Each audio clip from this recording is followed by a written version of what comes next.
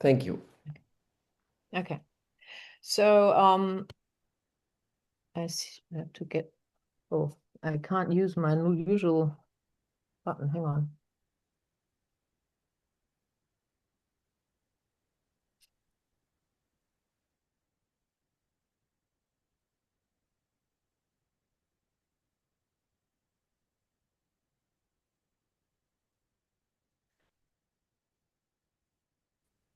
Do you know how it works? Because I can't move it.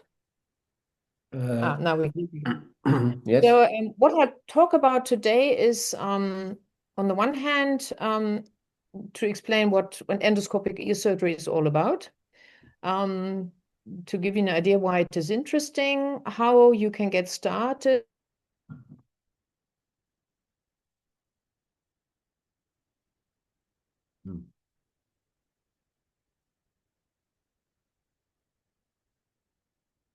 So there's a line problem. Visualization technique, which is different from the microscope. Um, the basic ideas in ear surgery are still valid. Like, for example, when you have a cholesteatoma, that you sort of start in the middle ear, you follow the pathology, and then you have a radical mastoidectomy, or you do a reconstruction. That's the same with a microscope. Then, of course, what we have learned about implants, that when you put in foreign materials into the middle ear, you definitely need cartilage reinforcement of the tympanic membrane. Otherwise, your implant will come out. So that also is, a basic principle which is still valid in when you use the endoscope. And then, of course, most importantly, that when you close a perforation, that you use the underlay technique to avoid producing a new cholesteatoma in otherwise normal ear. So also the grafting materials like temporal fascia, cartilage, um, is still the same. So there's nothing changed really. The Boston group, they have tried to sort of categorize endoscopic ear surgery, like on a thermometer. Like a type 0 would be by just using the microscope. A type 3 would be using the endoscope 100% of the time. And then there's sort of, a gradual going up from microscope to endoscope. I find this classification quite helpful because it shows you that also using the endoscope purely as an adjunct when you have, for example, performed a cholesteatoma surgery with a microscope and you want to just check your work, also that can be classified as using, doing endoscopic ear surgery. Or that you perhaps have performed microscopic ear surgery, then you find cholesteatoma in a corner in the middle ear, which you haven't seen previously with a microscope, and you're using the endoscope to remove that cholesteatoma. Also, that would be a type 2A endoscopic ear surgery. I think this is quite important because when you do, scientific studies on endoscopic ear surgery, it's quite good to know what you're talking about. To understand why you have to relearn your middle ear anatomy with the endoscope, you have to understand what you see. When you use the microscope, it's really like looking through two straws into the middle ear. And the field of vision is actually defined by the narrowest point in the external meatus. You have a straight view ahead. You cannot look around corners.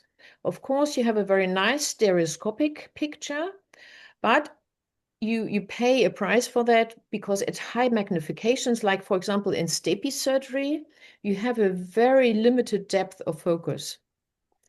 Now with the endoscope, you can place the scope beyond the narrowest point of the external meatus. And then with the modern endoscopes, you have a very wide field of vision. You can, when you use angle scopes, you can look around corners. And of course, the scope has a very, very deep depth of field of vision. So you can have lots of things in focus at the same time, much more than you can with the microscope. Now, the transmeatal approach for EES is transmeatally. So you go through the intact external meatus. And what is important to understand is that the scope is placed in the external meatus and stays lateral to the annular ligament 90% of the surgical time. When I first heard about endoscopic ear surgery, I thought, you would be with this scope in the middle ear all the time. And many other people have also thought that. And then there are lots of publications actually on the danger of heat damage to the middle ear structures. But that really is a misunderstanding, because most of the time you actually stay lateral to the annular ligament. Now, when in sort of my starting time using the endoscope, I actually compared my approach to the middle ear in a former collective of patients, and compared it with my endoscopic ears, and a sort of ES 0 to 1 would be just microscopic, and 2B and 3 would be the endoscopic cases. And you can see that in former times I liked to use the retroauricular approach, but now it's completely changed, and the transmeatal approach has really taken over. And most of the time, especially using the endoscope, I would go transmeatally into the middle ear. So why are we using it? This picture you can see here wouldn't be possible with a microscope, because if you had, for example, the malleus in focus, then everything else would not be in focus. But using the scope, you can actually see the whole middle ear at one glance. You can see protympanon, hypotympanon, retrotympanon, and also even you can have a look into the epitympanon and of course the mesotympanon. What is nice about endoscopic ear surgery is that you do not really need an external incision. Because of that, of course, there's less soft tissue trauma, and there are quite a few publications now showing that patients have less post-operative pain, which is, of course, from the patient side, very important. For the surgeon, it's nice that you can look around corners. I mean, there are many hidden spaces, like, for example, the eustachian tube. I have had met quite a few cases actually where people performed cholesteatoma surgery, and at the end, in my clinic, they would use the scope and just check, and you find there's still cholesteatoma sitting in the eustachian tube, which you missed, although you thought you had finished your surgery. So actually, when you start using the scope and checking your own work you've done with the microscope, you really find surprises. Now, for people who don't have a microscope, I think when you stay in the middle ear and treat middle ear pathology, you do not really need a microscope because you can deal with all problems with the endoscope. It's a bit different in Germany here, because especially when I started, of course, there were lots of people who looked at what I was doing critically. And I really had to make sure that the very high standard of ear surgery in Germany is really kept in my clinic. So in our hands, we always have the microscope ready to use. It's draped, sterile, and I just have to sort of grab up and pull it down to use it. If ever I have a situation where I think, I could do this more easily with a microscope, then I would switch. And but it doesn't happen very often. But sometimes, for example, when you have a difficult reconstruction at the ossicular chain, it can happen that I feel, it would be nice to have two hands, and I just switch to the microscope. So that's a bit, perhaps a different situation in Germany. What is important is that because you are so mobile with your scope, you have to really relearn the anatomy of the middle ear. in former days, the surgeons that previously used just magnifying glasses and then switched to the microscope, they actually also said that they had to relearn the anatomy, the microscopic anatomy. And now the microscopic surgeons, they have to relearn the endoscopic anatomy, especially the retrotympanon here. You see this on a regular basis. Those of you who perform microscopic ear surgery know that this is usually not visible. So sinus tympani, subtympanic sinus, funiculus, the infracochlear cells, you cannot really see them very well with a microscope. You would have to do quite a lot of drilling of the posterior meatal wall to actually see it like you see it here.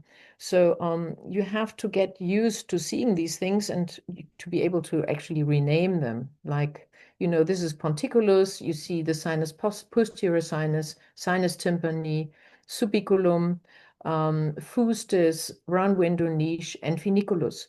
So yeah, it's important that you actually learn the wording so that you can describe what you're doing with your endoscope, of course. To go back to this, so I think even an experienced microscopic surgeon should take the time and actually perform one endoscopic temporal bone dissection just to get familiar with the handling of the scope and also to get familiar with the anatomy. Also, I think endoscopic ear surgery is allowing us to be a bit more functional, to have functional middle ear surgery. The bone removal is much less. There is less need to destroy intact middle ear structures, like, for example, the removal of the lateral attic wall is very limited, the reason to do it. I mean, usually you can see everything. You can see isthmus tympani. You don't have to remove it. It's only when you actually want to handle, like, for example, the stay-piece with your straight ear instruments that you find that you probably need to remove the lateral attic wall. Otherwise, you cannot reach with your instruments. But to visualize, you don't need to remove bone. It's also an important point that you can check ventilation pathways much better with the endoscope, especially the area of the tensor fold, which is shown here, can be seen with an intact ossicular chain when you remove the tympanic membrane of the handle of the malleus. And for me, it really has changed slightly my understanding of middle ear pathology, really looking for problems with the ventilation and the drainage of the middle ear. And I always make a point now to not only check that the ossicular chain is intact, but also to check the ventilation routes. And of course, structures like eustachian tube, isthmus tympani, tensor fold, epitympanal diaphragm, and mucosal folds that are actually blocking the pathway, they can be seen with a scope really nicely. So now, how you get started? What is really important is that you control your bleeding, because you don't have the suction in one hand and your instrument in the other hand. You have to make sure that you don't have a lot of bleeding, and I think I'll just explain how I have learned it in Tübingen. I find that every time we have our surgical course in Tübingen, the participants after earliest maybe after day 2, they ask, why are your ears not bleeding? And it's very important that you have a very thorough local anesthesia, no matter whether the case is a case in local anesthesia or in general anesthesia. It doesn't matter. In general anesthesia, also, we perform a thorough local anesthesia. And I'll show you here what you need. You should always use a 10 milliliter syringe. That gives you much more force to actually inject, and especially in the external meatus, you need lots of force. The needle is preferably 24 gauge, can be 25 or can be 23, but it shouldn't be too thin or too thick. And we usually use 10 ml Xylonest or whatever you have in your clinic. And then we add 5 drops of adrenaline. And what you do is like you inject 2 to 4 milliliters into the retro-auricular fold. Then, this is of course anesthetized. So when puncture the skin again, the patient will not have pain. And then you inject, at the floor of the external meatus to the anterior part of the auricle and also superiorly and also the entrance of the external meatus. And that's quite important because when you do the next step, you inject in this area, you don't have so much pain. And also I always inject the tragus because usually when we perform endoscopic ear surgery, that's where we take our grafting material. And when you've done that, then you proceed to injecting your local anesthetic into the external meatus. And there it is important that you actually take the part that has been cut of the needle should be parallel to the periosteum or the bone. So then you start injecting and while you're doing it, you're using a headlamp and you're actually following the coloring of the skin. It should be white up to the tympanic membrane. And that's really important. Then you know that you have got into the correct layer and that you actually have a proper local anesthesia. So this is really very important. What are other essentials you really need? Of course, you need your endoscope, you need a camera and a monitor to see what you're doing. You need your normal ear instruments, whatever they are, what you are used to. Then you need, of course, an anti-fog solution, which is shown here. We usually take the antiseptic, which we use on the mucosa. But you can, of course, have a real anti-fog solution. But with the anti-fog solution, you should take care that it's not ototoxic, of course. And then you need, and that's very important also, you need adrenaline-soaked cottonoids. I know some people use actually cotton wool, which they sort of make into small balls, but you have to be really important that you don't lose them in the middle ear. And then what's nice to have is to have suctioning instruments, which are designed for endoscopic ear surgery. And when you perform cholesteatoma surgery, you also need curved instruments because there's nothing worse than you see your cholesteatoma with the endoscope, but you cannot get there because you only got straight instruments.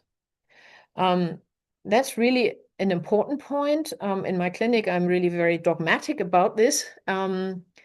Like, abdominal surgeons, we really count our cottonoids. And you should count them at the beginning of your surgery, and you should count them before you close your middle ear and put back your tympanomeatal flap. Because I've really had it before that, it was only last week that the nurse said, oh, there is one missing. And then we actually had a look in the middle ear and we found it. I wouldn't have seen it. You do not see them. When they are soaked with blood, like here, you do not see these cottonoids, and it's really dangerous to lose them in the middle ear. So that's really very important and something you have to look out for.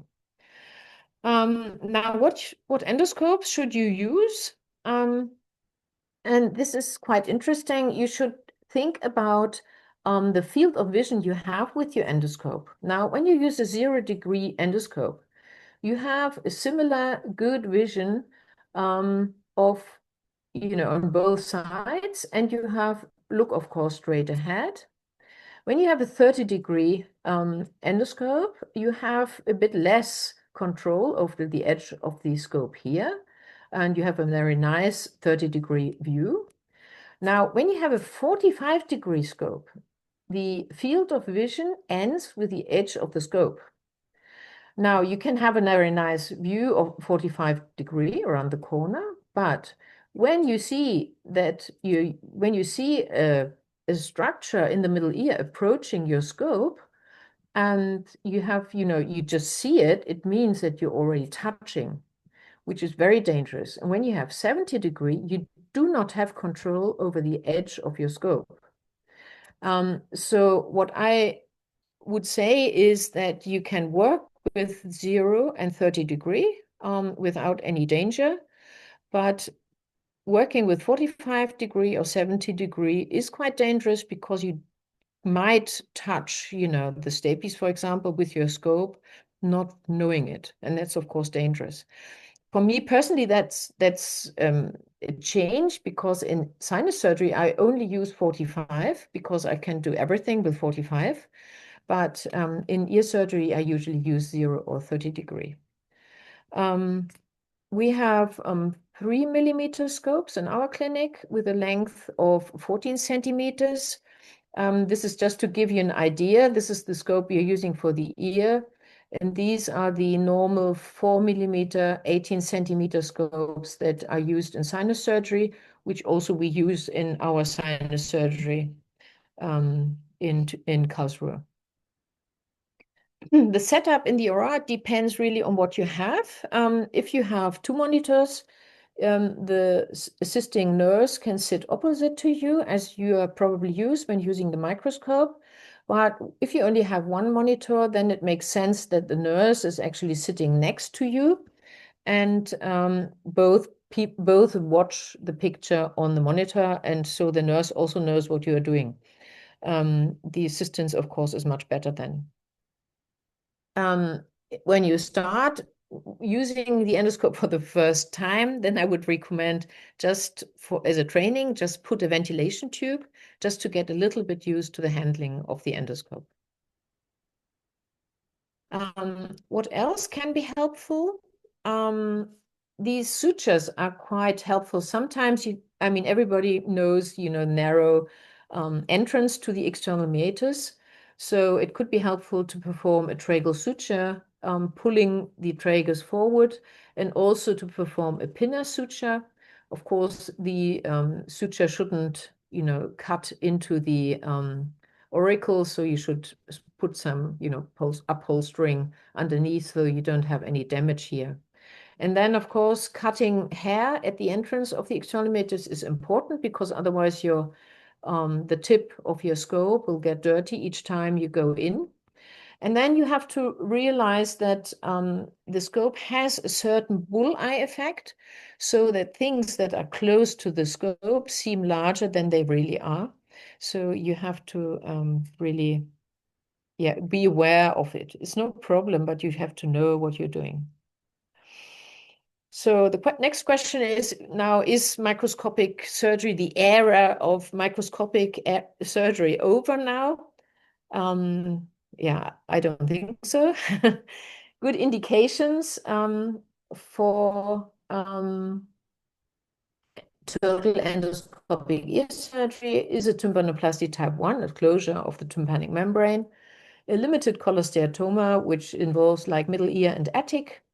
Then if you would perform a tympanoscopy, for example, perilymph fistula, it's very nice to use the scope. In Germany, of course, there are very many old patients, and they take, aspirin, they take all kinds of anticoagulation. So it's much easier when you do it with the endoscope, because then it doesn't matter if they take Marcuma or whatever. Then adhesive otitis media is a very good indication. Congenital cholesteatoma, Purtzik type 1 to 3, especially second look ear surgery. I really like to perform endoscopic second look ear surgery.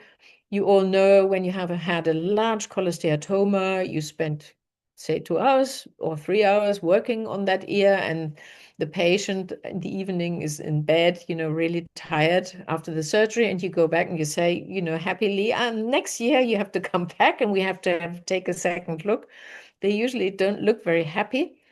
And in this case, when you can say, but next time we can go transmeatrally, you don't need a retroauricular incision, then they look a lot happier, and they understand that maybe it's not such a bad surgery the next time.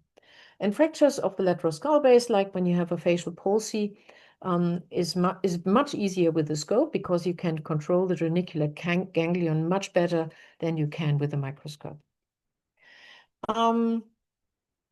Now, not so good indications or bad indications would be a case like this when you have a lot exostosis in the external meatus. Of course, you have to do a lot of drilling at the beginning of your surgery. And yeah, bone removal is always not what you really want to do with the scope. So there you would really use the microscope and prefer that. If you have a severely infected ear like this, also, endoscopic ear surgery may be difficult because you will have a lot of bleeding in spite of local anesthesia and so on.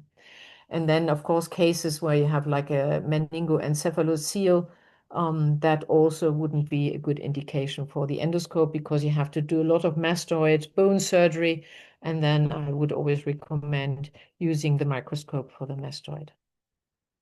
Now, when we do cholesteatoma surgery, just for orientation, a left ear, here you see the stapes head, chorda tympani, facial nerve. I would recommend not to go back further with the scope than, sort of the lateral semicircular canal. When you go further posteriorly, you have to do a lot of drilling and it just takes more time with the scope. And then I would, always recommend what I like doing then is to sort of clear the middle ear with the scope, then perform a retro-auricular incision, do a classic mastoidectomy, remove the cholesteatoma in the mastoid, and then you can control the sort of the bone area between your endoscopic approach and your microscopic approach with the endoscope, and you can make sure there's no cholesteatoma left. And then you close up your retroauricular incision and you go back to the middle ear, do your reconstruction of the ossicular chain, and finish the surgery. So I think the question is not microscope or endoscope, but rather microscope for the mastoid and endoscope for the middle ear. And when you perform middle ear surgery, of course, it means that you do not really need the microscope. I also brought you a case just to give you just a feel of what it looks like. Actually, now this was an 8-year-old boy who had recurrent otorrhea, and just you will see here that how we work with the cottonoids. The bleeding really happens most of the time when you elevate your flap. I don't know, yeah. So this is where you use your cottonoids, and you can use them for sort of pushing the tympanomeatal flap, and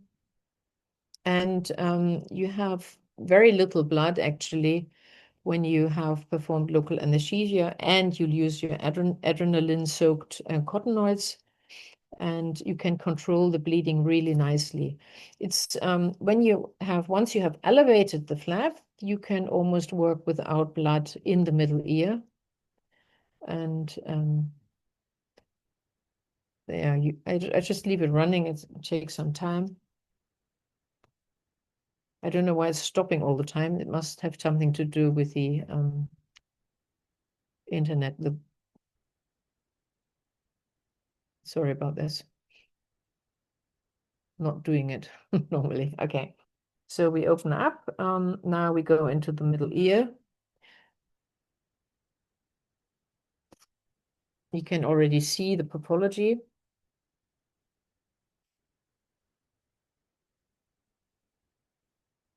I don't know why it does that. Now, bone removal. You use your house curette as you're used to with the microscope, nothing else.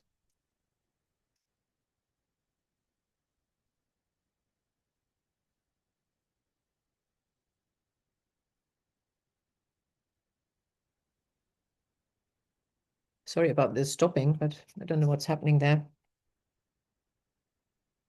Okay, now you can see the pathology, of course, in the middle ear.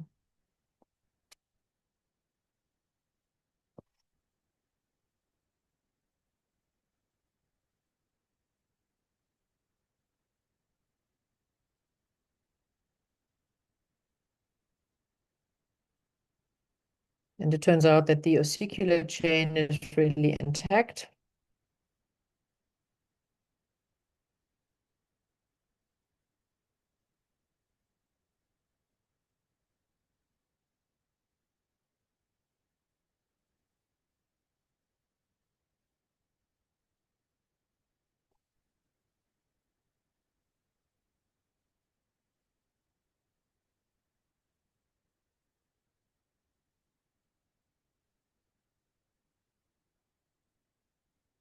So the cholesteatoma is coming out now.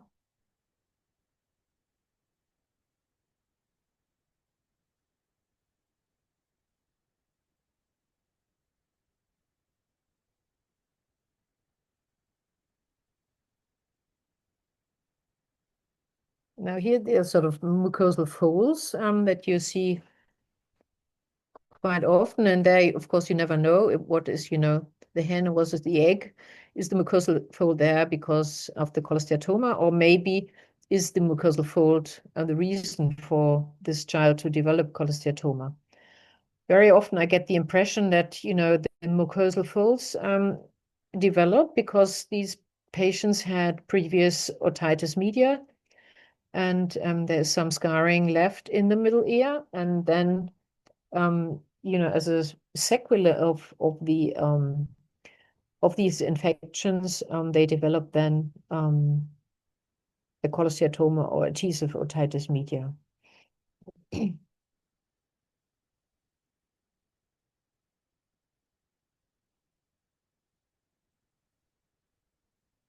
So now this is a suctioning instrument you see here, and of course curved, which is quite helpful when you're actually performing cholesteatoma surgery. But for a myringoplasty, closure of a tympanic membrane, you don't really need that. I use the normal middle ear instruments.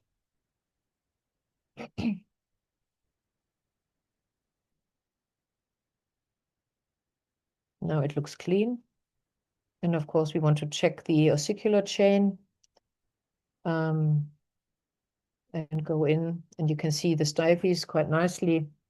See that there's no problem there.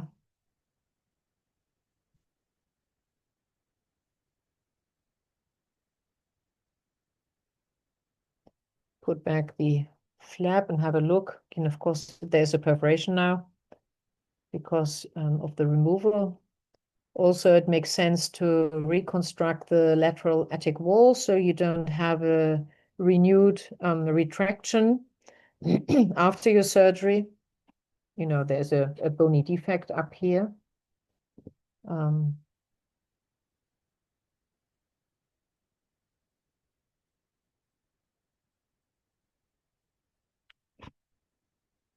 Okay. So next step would then be to harvest your transplant, which is in this case a piece of cartilage with perichondrium. You perform your incision inside the tragus, and for the patients, actually, of course, the incision is not visible for them, and it doesn't seem to trouble them a lot. So it's a very good way to do it, especially in endoscopic ear surgery. So now here's the reconstruction, the cartilage with the overlapping perichondrium flap. And it gives a nice stable reconstruction of the bony defect. Of course, it makes it a bit more difficult to follow the case afterwards. I mean, because you would not be able to see through the cartilage whether there's renewed cholesteatoma coming. But, in this case, I was pretty sure that everything was out. So, yeah. And that's what I wanted to tell you today. Thank you for listening. So thank you, Professor Preyer. That was really, really good. And yes, very detailed and very good for learning the principles of endoscopic surgery. And I must point out that endoscopic surgery is not competition to the microscope. It is, we take it together. So that's what I ask again. Performing a type 1, for example, you take the microscope for putting the fascia and the perichondrium inside, or principally? No, No, no, no, no. You can do no, it I with the don't think so. endoscope also. Okay. Mm. Yeah. And then there might be a misunderstanding for the local anesthesia to take 10 milliliters of solution, but the 2 milliliters syringe. Yeah. Yeah, good. Yeah. So, The reason is that you have more force yeah, with the injection. Yeah. yeah, It comes, yeah.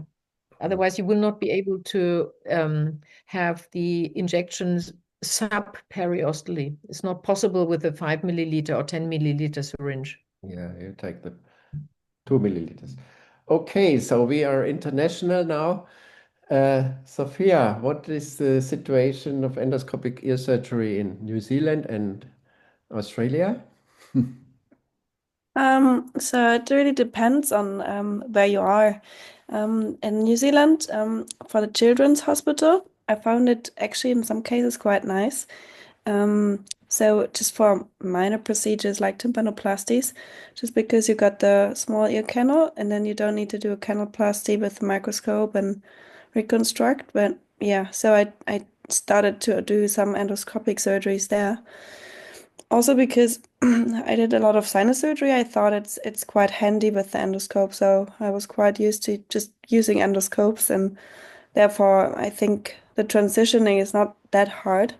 In Perth here, in my Scarbase and autopsy fellowship, we actually don't use the endoscope at all. So it's just because the ones that are trained here, they were in Canada for fellowship and the other one in Sydney, but not in the place where Tilo was, but in the other fellowship, and they don't do much of an endoscopic ear surgery. So I think it is really who trained you and where, yeah, where you're practicing, if you have the setup for it, if the nurses are trained and used to it. Because also here I would see a problem with training nurses because we have big theater and usually we don't have ENT nurses all the time for ear surgeries, which can be quite difficult. And I found that issue also in Cambodia. Um, so if you go there and then some of the like of the registrars or of the colleagues have to assist you for the surgeries, it is not quite the same as if you have a trained staff nurse. So that's just my experience so far. Mhm. So, Professor Breyer, and when a young assistant uh, uh, yeah, comes to learn your ear surgery in general, how do you start the education like of the I youngs? mean, what Sophia Häusler said, I mean, they all are trained in endoscopic sinus surgery anyway, so they're doing that usually pretty early. And when they start with ear surgery, I find they are very quick at learning using the endoscope. Um, they have to perform their normal temporal bone dissection with a microscope. And then we have our course in the clinic. So they also do the endoscopic middle ear dissection. So they have done both. And yeah, they start tympanoscopy with the endoscope in the deaf ear. And they all want to learn it. So Mhm. they're really keen on learning it. So they learn it so easily. I mean, they're much quicker at learning it than I was because I had done these 20 years of microscopic ear surgery. And then, of course, it takes some time to learn, that the picture is not always the same, but you changes as you look around. But they find it really easy, so no Mhm. problem. Mhm. And in Salzburg, Max? Well, in Salzburg, we also have a pretty strong tradition of using the microscope, and we use the endoscope only as an addition in cholesteatoma surgery for sinus tympani, or to have a check around and probably get the last few parts of the cholesteatoma out. But we use, I'd say 98% of the time we use the microscope. Mm. Thank you. Any other questions from Cambodia and Myanmar? I look also in the chat. No. Yes, I can also say this is wonderful lecture today. Thank you.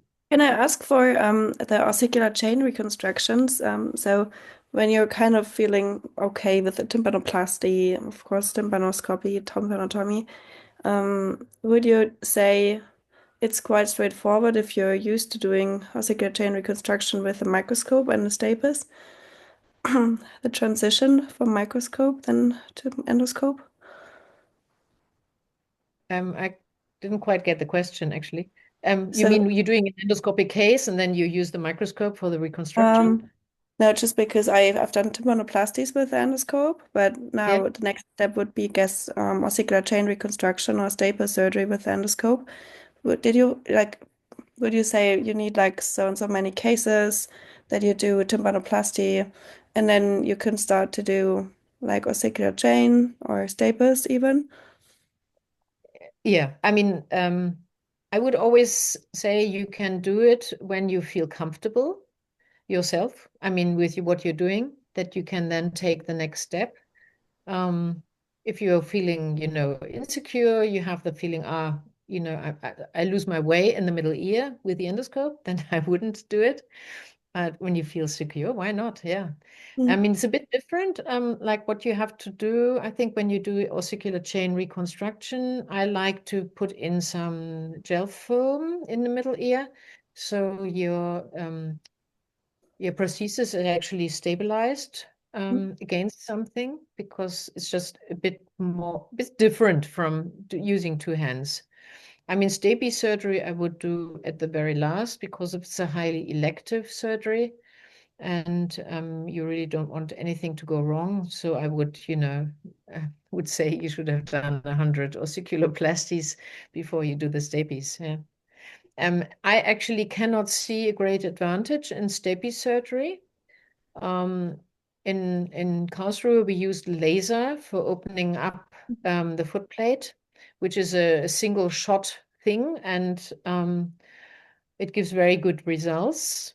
And I cannot see, that switching techniques or using the drill now, which I would have to do for the endoscope, that it will improve my surgery or my results. So there I cannot really see the advantage of the stapes, of the endoscope. Also, you still have to remove the lateral attic wall because you cannot get to the stapes with your instruments when you're using the endoscope. So actually, I was in a round table where we were discussing it, and really what came out was that it is not really a great advantage. And those people who have started learning ear surgery with the endoscope, they said, oh, well, I feel much more comfortable using the scope than using the microscope. So I would like to do my ear surgery with my stapes surgery with the endoscope, because I don't feel really happy when I'm using the microscope. And those people who are used to using the microscope, they said it the other way around. So, but the outcome is the same. So I don't think there's a great advantage. Yeah. Okay, cool. Good to know. And what kind of laser do you use in Karlsruhe? Just We for have a interest. CO2 laser, and we have the scanning motors, where it goes sort of in a circle, and Hmm. and you have a single shot. You just, one shot and it's open, and it's a very nice hole, and it just fits your prosthesis. So it's so perfect that I don't want to change it.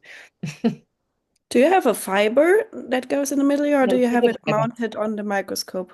mounted on the microscope. Yeah. Ah, okay. Yeah, fiber wouldn't be a problem. Then it would be the same, but it's not. Yeah. Yeah, because we got the fiber here, the Yeah. wolf laser and the fiber, and I find the fiber really handy for ear surgery. But Yeah, and then of course you can also, it's the same with the endoscope. You can use the fiber with the Mm. endoscope. Yeah. So you do the rosette technique. Yeah, so the Yeah. fiber is like the stick kind of thing and Yeah. single use. That's really nice. Yeah. Yeah. Hello, Professor Hello. Sia. Yes, I'm Dr. Tech from Cambodia. I have a question for the endoscopic ear surgery in case the patient has the ear is not dry, and how long do you wait, or we can go directly to do the ear surgery, or we need to wait until the ear is dry, or what? Well, as you know, sometimes ears just don't get dry because they have like a perforation. And then, of course, you have to perform your surgery in a discharging ear. But it's, of course, always preferable, no matter whether using microscope or endoscope, to get an ear dry before you perform the surgery, because your transplants will survive a lot better. And yeah, I would use like, say, 5 days a week of antibiotic ear drops before I perform the surgery. Does that answer your question? Yes, because in Cambodia, people can use antibiotic without prescription. Some patients, they repeatedly use antibiotic before coming to see a ENT doctor, and then we give them 2 weeks, 3 weeks, the ear is not driving up, and then we go for the surgery. After the surgery, the ear has little bit of discharge. So how do you manage this kind of kind of Yeah, approach? and there, I mean, there, of course, you will probably have quite a lot of bleeding during the surgery, and you just need a lot of, adrenaline cottonoids, which is possible, but it's just not very comfortable. And then, yeah, the ear will heal the same in endoscopic ear surgery as in microscopic ear surgery. There's no different. What I learned is the principle: getting the ear dry is the best thing is the operation. So yeah. So I think all the antibiotics and eardrops, they mostly they don't help, really. Just go on to operate it. Yes, because I joined a conference in Singapore. They say it doesn't matter whether the patient ear is dry or not. You can go for the surgery and see the result.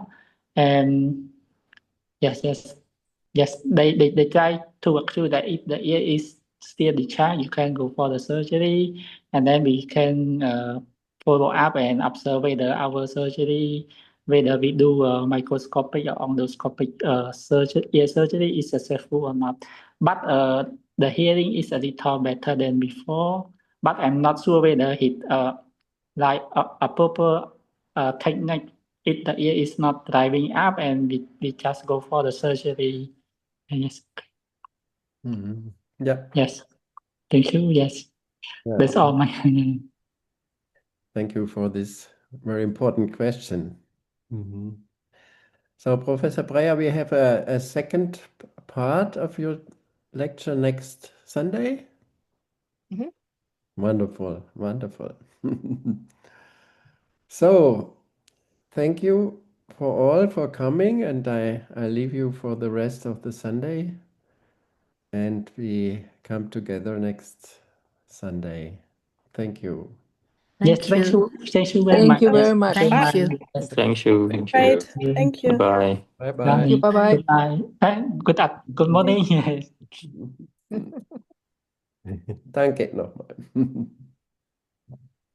Ja, super Vortrag. Ja, Dankeschön. ja. Danke, danke.